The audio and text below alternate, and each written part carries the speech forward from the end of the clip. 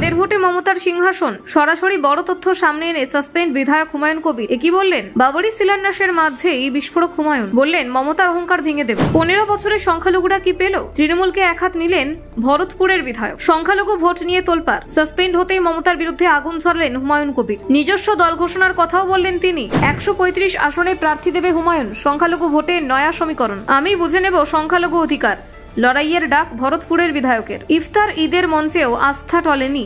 প্রশ্ন তুললেন হুমায়ুন কবির। মমতা মুখ্যমন্ত্রী হয়েছেন সংখ্যালঘুর ভোটে। বিস্ফোরক দাবি সাসপেন্ড তৃণমূল নেতা। অভিযোগের তীর সরাসরি মুখ্যমন্ত্রীর দিকে। শুধু তিনিই ঠিক, বাকিরা ভুল।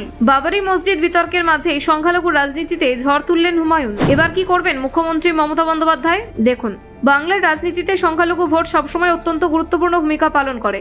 নির্বাচনের আগে রাজনৈতিক দলগুলির বক্তব্য, প্রতিশ্রুতি এবং প্রচারে সংখ্যালঘুদের মন জয়ের বার্তা স্পষ্টভাবে ধরা পড়ে। বহু সময় শাসক দলের বিরুদ্ধে সংখ্যালঘু তোষণের অভিযোগ উঠলেও মুখ্যমন্ত্রী মমতা বন্দ্যোপাধ্যায় বারবার জানিয়েছেন যে তিনি সংখ্যালঘুদের সঙ্গে আছেন এবং তাদের উন্নয়নেই তার সরকার প্রতিশ্রুতিবদ্ধ। বিগত বছরগুলিতে ইফতার সভা থেকে ঈদের অনুষ্ঠান প্রত্যেকটা জায়গায় মুখ্যমন্ত্রীকে নিয়মিত উপস্থিত থাকতে দেখা গেছে। ফলে সংখ্যালঘুদের মধ্যে তাকে ঘিরে আস্থাও তৈরি হয়েছিল। কিন্তু সম্প্রতি রাজনৈতিক অঙ্গনে এক নতুন বিতর্কের জন্ম দিয়েছেন ভরতপুরের বিধায়ক হুমায়ুন কবির, যিনি তৃণমূল কংগ্রেস থেকে সাসপেন্ড হওয়ার পর শাসক দলের বিরুদ্ধে তীব্র অভিযোগ তুলেছেন। বেলডাঙ্গার এক সভায় হুমায়ুন কবির প্রশ্ন তোলেন, 15 বছর ধরে তৃণমূল ক্ষমতায় থাকলেও সংখ্যালঘুরা আসলে কি পেয়েছে? তার মতে 2011 সালে সংখ্যালঘুরা ভরসা করেই মমতা বন্দ্যোপাধ্যায়কে ক্ষমতায় এনেছিলেন, কিন্তু সেই ভরসা বারবার ভেঙে দেওয়া হয়েছে। তার অভিযোগ, মুখ্যমন্ত্রীর বক্তব্যই সবসময় ঠিক বলে চালানো হয়, অন্য কারো মতামত বা অভিযোগকে গুরুত্বই দেওয়া হয় না। সেই কারণে দলের ভিতরে ভিন্ন মত প্রকাশ করা প্রায় অসম্ভব হয়ে উঠেছিল। হুমায়ুনের কথায় এই এককেন্দ্রিক সিদ্ধান্ত গ্রহণ সংখ্যালঘুর প্রকৃত সমস্যাগুলিকে আড়াল করে রেখেছে। তিনি দাবি করেন, বাংলার প্রায় 37% জনগণ সংখ্যালঘু সম্প্রদায়ের। তাদের ভোটেই মমতা বন্দ্যোপাধ্যায় ক্ষমতার শিখরে পৌঁছেছেন। অথচ তাদের উন্নয়ন, নিরাপত্তা এবং প্রতিনিধিত্বের প্রশ্নে আজও অনেক ঘাটতি রয়ে গেছে বলে তার অভিযোগ। সাসপেন্ড হওয়ার পরে হুমায়ুন কবির আরও কড়া সুরে মুখ্যমন্ত্রীর বিরুদ্ধে আক্রমণ শানান।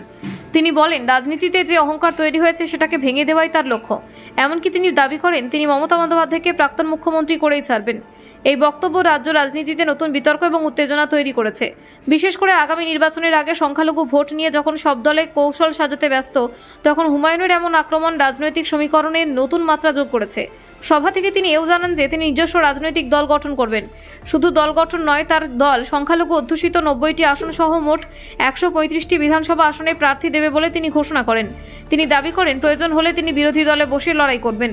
মূল লক্ষ্য হবে সংখ্যালঘুদের ন্যায্য অধিকার আদায় করা। রাজনীতিতে তার লড়াই শুধুমাত্র নির্বাচনী সাফল্যের জন্য নয়, বরং সংখ্যালঘুদের অধিকার এবং সম্মান রক্ষার জন্য। এমনটাই বলেন হুমায়ুন। এদিন তিনি স্পষ্ট করে জানান, মুসলিমদের পাশাপাশি সমস্ত সংখ্যালঘু সম্প্রদায়ের জন্য সমান অধিকার নিশ্চিত করাই তার রাজনৈতিক লক্ষ্যের কেন্দ্রবিন্দু। তিনি বিশ্বাস করেন, সংখ্যালঘুদের দুঃখ সমস্যা বুঝে তাদের পাশে দাঁড়ানোই রাজনীতির প্রকৃত দায়িত্ব। Bureau report, news prime Times.